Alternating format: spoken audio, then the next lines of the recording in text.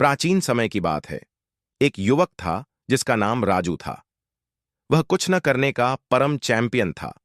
उसके दिन दोपहर तक सोने, अपने घिसे पिटे पसंदीदा सोफे पर पड़े रहने और आलस्य में निपुणता हासिल करने में बीतते थे।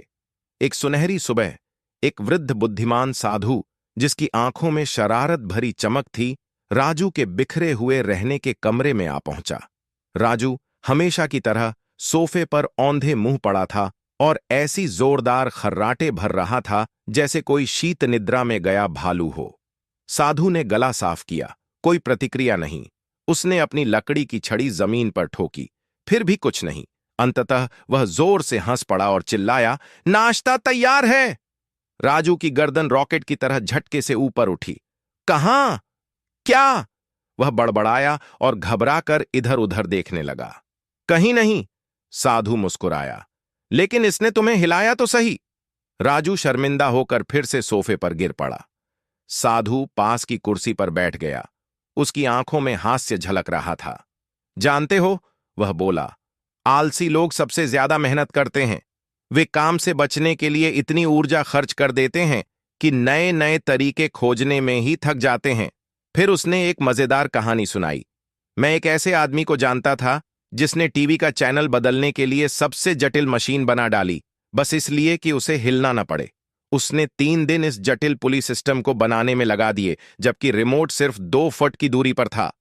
राजू यह सुनकर हंस पड़ा। साधु ने आगे कहा, आलस्य एक आरामदायक बिस्तर की तरह होता है।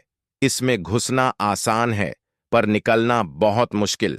दिन बीतने के साथ साधु ने राजू को छोटे छोटे काम दिए। यह किताब उठाओ, वह पौधा पानी दो, इस छोटे से कोने की सफाई करो।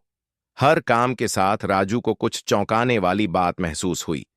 काम उतना थकाने वाला नहीं था जितना उसने सोचा था, बल्कि यह अच्छा लगने लगा था। शाम होते होते राजू का कमरा पहले जैसा अस्त व्यस्त नहीं था, पर पहले से कहीं बेहतर था। साधु ने चाय की चुस्की लेते हुए कहा, ऊर्जा ऊर्जा को जन्म देती है। जितना तुम करोगे उतना करने की ताकत आएगी। जीवन परफेक्ट होने या सब कुछ एक साथ करने के बारे में नहीं है। यह छोटे छोटे कदम उठाने, सफर का आनंद लेने और यह समझने के बारे में है कि प्रेरणा कोई इंतजार करने की चीज नहीं, बल्कि बनाने की चीज है। हर महान उपलब्धि एक छोटे से कदम से शुरू होती है। उस दिन राजू ने यह सीखा कि सबसे कठिन यात्रा सिर्फ एक छोटे से कदम से शुरू होती है, और कभी-कभी वह कदम बस उठकर टीवी का चैनल हाथ से बदलना भी हो सकता है।